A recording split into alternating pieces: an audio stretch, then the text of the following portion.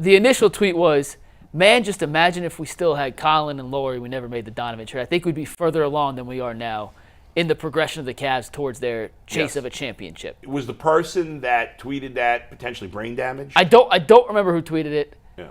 But I saw that and I bookmarked it because I was like, I bookmarked Mac's response because I was like, I think we could have at least a fun conversation. Gee, on a scale of 1 to 10, how stupid is that take? 10 being the stupidest? It's like a 9.5 because that person that made that take probably says that they wanted to start something new after LeBron left. Yeah, that's definitely the same guy. We don't need LeBron because we're gonna start something on our own. You're on the money with that one. We're on the same page. Just before we go into this, that means we are all on the exact same page. Archie, keep cooking. No, what are the Cavs if they never trade for Donovan and they have a team built around Markkanen, Sexton, DG, and Mobley? Where does that? First of all, I told you and Allen technically. When they started talking about keeping the next pick, that was Collin Sexton. That was ridiculous to start with. I think people in Cleveland don't really have they have a very difficult time gauging who's good and who's not. They just really do. Like they just don't like this last offseason it was Porzingis wasn't good. And then I was like, if you let Porzingis go to the Celtics, they're going to be unbeatable. And they look like they're unbeatable. Like, what are you talking about? But if you said, hey, do you want Porzingis in Cleveland? How many people would still say to this day, no? He's a massive upgrade. I mean, maybe now they'd come around, but you're right. A year ago, most people would have said no. It'd be no. Like, the fact that you talking about, like, you would have been further along. Let's quit the games. Further along. Like, I watched them in a playoff game lose to Trae Young and the Hawks without DeJounte Murray. Yeah. You lost straight up at home to a play-in game to the Hawks. That was and Darius Garland didn't do anything that, like, they act like, you know, people in Cleveland feel like, and there's no disrespect, like they even overestimate how good your legends were. They're like, oh, the Cavs in the 80s were a really good team. Yeah, they was good. But was they better than the Knicks? No. Were they better than the Pistons? No. Were they better than the Bulls? No. Like, they was medium. They weren't better than the Celtics in the 80s. I could argue they weren't better than the Sixers. Like, you down, it's like now you're down to like 6, 5, 4 teams you're better than. Like, no, you weren't that good. Like, let's keep it a buck. So when you look at them, say Donovan Mitchell, this dude had 70 points in the game. The dude last year, put your team on his back. He was gonna lose to Orlando. Yeah. He put you on his back to get you out the first round. What are you talking about? Collin Sexton don't even start for the Utah Jazz. Y'all do know that, right? I don't understand, McNuggets. I actually didn't know that because they're so irrelevant. Who cares? Yeah, they're like, who? They're in Salt Lake City. I think the only thing we could say about that trade is it would have been nice if they could have kept Markkanen and traded someone else in a perfect world. Yeah. And if they had Markkanen on this team, who knows? Now, but to say you'd rather have Sexton and Markkanen than Mitchell is that's beyond them. It's so stupid. It's crazy. If you could have kept Jared, if you could have said, I'm gonna give you Jared Allen and Sexton. And we got Markkanen, Mobley, and you still got Donovan Mitchell. Now you're cooking. Right. Now you're really cooking. Yeah. But that didn't happen. That wasn't the deal. That wasn't the trajectory. That wasn't it. So, no. It's when I saw that, my first thought was, okay, Sexton and Markkanen are now in Utah with all those picks and Abaji and everyone else. Walker Kessler is not Jared Allen, but he's a solid, traditional, old-school five. He's not Jared Allen. Jared Allen's a better player. Do not get that confused. But he's not a slouch, right? You have Markkanen. You have Sexton. Jordan Clarkson is another one of their guards. And we had him. Yeah. But he's a different story. But, like, you kind of see what that team – and listen, adding Mobley and Garland, that certainly makes them better. There's no doubt in the world that adding those two to the Jazz makes them better.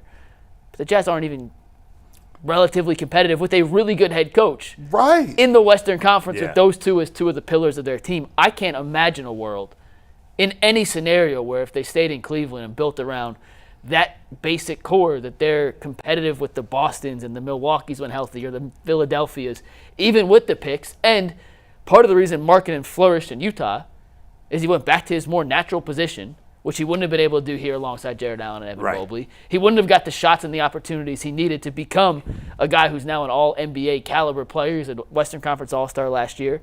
Sexton is a good scorer. Do not get that twisted. He's a good scorer. But someone has to score on bad teams, G. There are more guys in the league now score 20 points than ever before. So is he a really good player or is he a really good scorer because someone has to score? I still don't know if I have a definitive answer on that. And the team would be fun. Yeah. It'd be a fun team to watch. It'd be a league pass team for sure.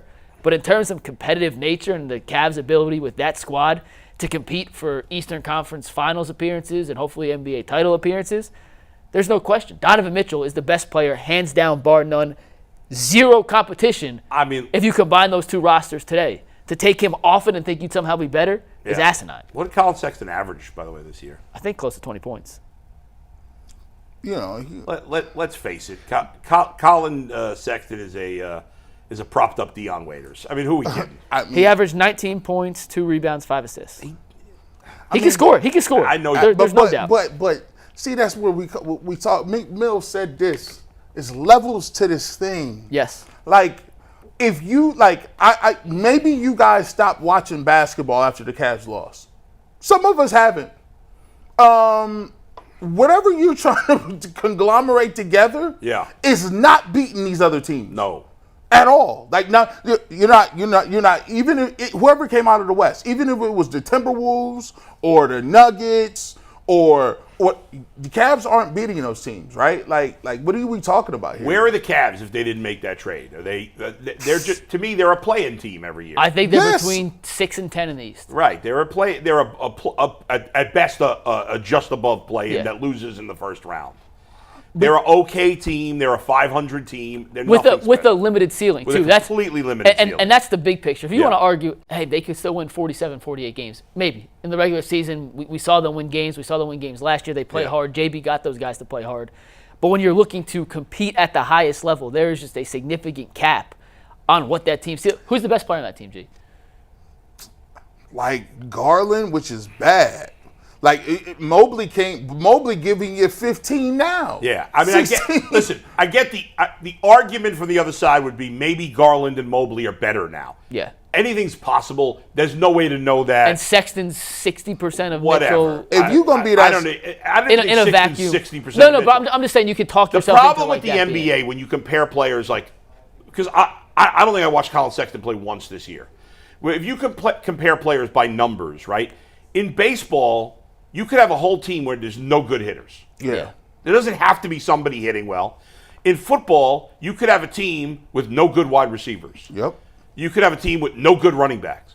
In the NBA, somebody's got to score. No team is averaging 50 points a game. Right. The nature of the sport is there's going to be a player that scores 20 or close to it almost every time.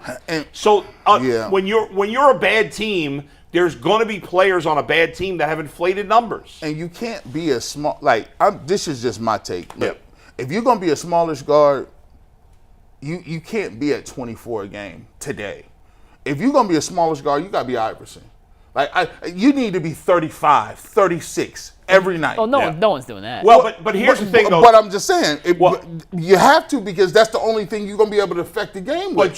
You said as a team's best player. Yes. Okay. I think maybe not quite that high, but to your point, Brunson. I know from a football perspective, I don't look at 1,000 yards the way I used to because they play more games. To me, the new number's 1,200 yards. I remember. That's for me, right? Yep. Basketball is the same thing, and we don't talk about it. To me, 20 points a game is not what it used to be. No. And 40% from 3. Not what it used to be. No. To me, it's now 25 points a game is what 20 used to be. Yes. And maybe that's not perfect because I don't know the NBA as well. Maybe it should be 24. Maybe it should be 26. I don't know. Maybe I'm saying 25 because it just fits. But 20 is not worth what it used to be. And especially if you small, at least if Paolo Banchero, I'll give you an example. Yeah. Paolo Banchero 6'10". He's 240. Yeah. You see what I'm saying? He's a monster. He can affect you multiple ways on the court. If I'm going to take a point guard who's not Steve Nash, you better be able to shoot 90 from the free throw line. Right. You better be giving me 45 from beyond the arc. Right. And you better be able to give me 11, 12 assists. Yeah. And it's like, well, dang, we doing. Yeah, or a guy like Kyrie Irving who is as good at going to the basket as any player in the league, right? And these are, think about it, these are. So there's generational players. So you look at it. If you say the Cavs, if you say the 3 best players in Cavs history, you would say LeBron, and then there's a debate on who's better, Kyrie Irving or Donovan Mitchell, right? Just in their time in Cleveland? Yes. Well, if we're doing it just based on time in Cleveland, we got to wait until Mitchell's done. Right. But like whatever, they're very comparable. Like if somebody asked you, who you want, Kyrie Irving or Donovan Mitchell, you would admit that those players are on the same.